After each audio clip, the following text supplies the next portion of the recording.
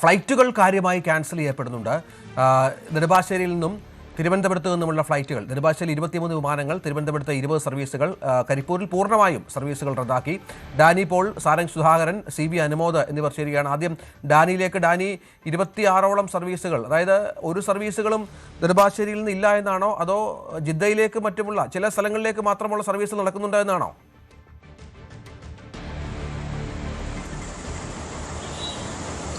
രഞ്ജിത്ത്, ചിലയിടങ്ങളിലേക്ക്, അതായത് ഈ ഒമാൻ മേഖലയിലേക്ക് ഒമാൻ്റെ സർവീസുകൾ നടത്തുന്നുണ്ട്. ഒമാൻ മസ്കറ്റിലേക്ക് ഉള്ള സർവീസുകൾ ഒമാൻ എയർവേസ് നടത്തുന്നുണ്ട്. അതോടൊപ്പം തന്നെ ജിദ്ദയിലേക്കുള്ള സർവീസുകൾ സൗദി എയർലൈൻസ് നടത്തുന്നുണ്ട്. ഈ രണ്ട് സർവീസുകൾ കഴിഞ്ഞ ദിവസങ്ങളിലും ഇതുമായി ബന്ധപ്പെട്ടുകൊണ്ട് വലിയ തടസ്സങ്ങൾ, ആ മേഖലയിൽ വ്യോമപാതയൊന്നും അടച്ചിട്ടില്ലാത്തത് കൊണ്ട് തന്നെയും അവർക്ക് സർവീസ് നടത്തുന്നുണ്ട്. കഴിഞ്ഞ ദിവസവും ഇതേ സർവീസുകൾ ഉണ്ടായിരുന്നു. എന്നാൽ മറ്റ് ഗൾഫ് സെക്ടറുകളിലേക്ക് ഈ സർവീസുകളൊന്നും നടത്താൻ കഴിയുന്ന ഒരു അവസ്ഥയല്ല. അതുകൊണ്ട് തന്നെയാണ് ഈ മേഖലയിൽ സാരമായ രീതിയിൽ തന്നെ നമുക്കറിയാവുന്നതുപോലെ തന്നെ വലിയ രീതിയിൽ ഇവിടെ എല്ലാം തന്നെ ഇത് ബാധിച്ചിട്ടുണ്ട്. അത് തുടരുകയും ചെയ്യുകയാണ്. കഴിഞ്ഞ ദിവസങ്ങൾ 23 വിമാനങ്ങൾ ഈ രീതിയിൽ തന്നെ സർവീസ് റദ്ദ് ചെയ്തിരുന്നു.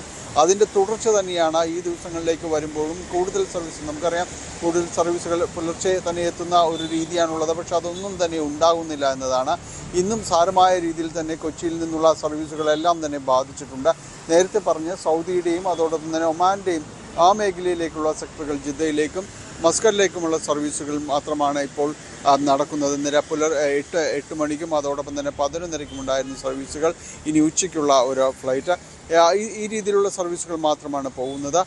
അതോടൊപ്പം തന്നെ ഇന്ന് അനൗൺസ് ചെയ്തിട്ടുള്ള ഒരു സർവീസ് എന്ന് പറയുന്നത് എത്തിഹാദിൻ്റെയും അതോടൊപ്പം തന്നെ സ്പൈസ് ജെറ്റിൻ്റെയും ദുബായിലേക്കുള്ള നേരത്തെ പറഞ്ഞിട്ടുള്ളതാണ്.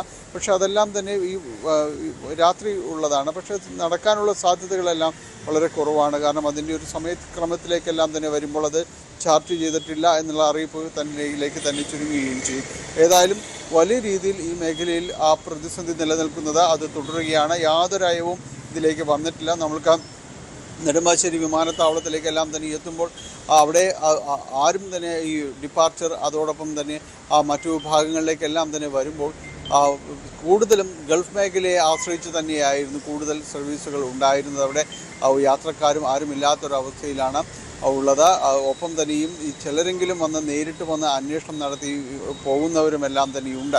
കാരണം പലരും പ്രതിസന്ധിയിലാണ്. അവിടെ ജോലിയും സംബന്ധമായ കാര്യങ്ങളെല്ലാം തന്നെ ഇവിടെ കുടുങ്ങിപ്പോയവർ, ലീവിന് വന്നവരുണ്ട്, അവിടേക്ക് തിരിച്ചു പോകേണ്ടവരുണ്ട്. അതോടൊപ്പം തന്നെയാണ് നാട്ടിലേക്ക് വരാനായിട്ട് ഉടൻ കാത്തു നിൽക്കുന്ന പ്രവാസികളുണ്ട്. ഇവരെല്ലാം തന്നെ